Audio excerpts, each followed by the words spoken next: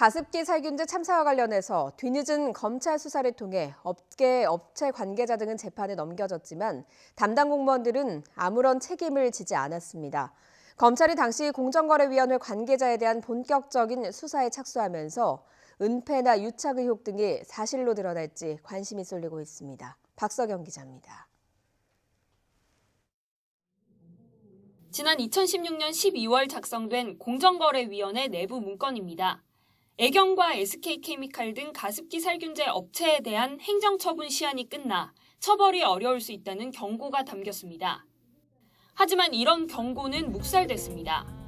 이듬해 공정위는 다시 조사에 나서 과징금을 부과하기로 했지만 예상대로 해당 업체들은 강하게 반발하며 행정소송을 냈습니다.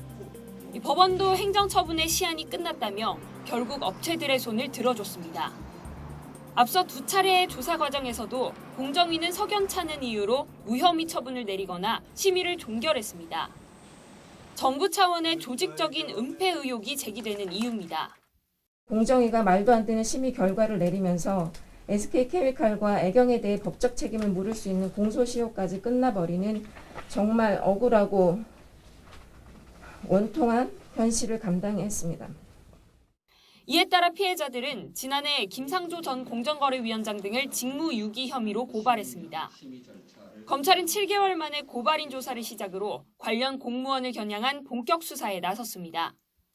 공정위 관계자가 업체 내부 대응팀에 있었다는 의혹과 수시로 기업 관계자를 만나면서 밀접하게 유착돼 있었다는 의혹 등이 핵심 규명 대상입니다. 지금이라도 바로잡기 위해서는 지금 공직 문제의 부패를 고스란히 담고 있는 이 사건을 제대로 수사를 해서 진실을 밝혀야 된다고 생각합니다. 애경과 SK케미칼 등 가습기 살균제를 제조하고 유통한 업체 관계자들은 업무상 과실치사상 혐의 등으로 재판에 넘겨졌습니다. 첫 피해 접수가 된 지 8년 만입니다. 검찰 수사를 통해 뒤늦게나마 관련 공무원들의 책임까지 드러나게 될지 주목됩니다. YTN 박석영입니다.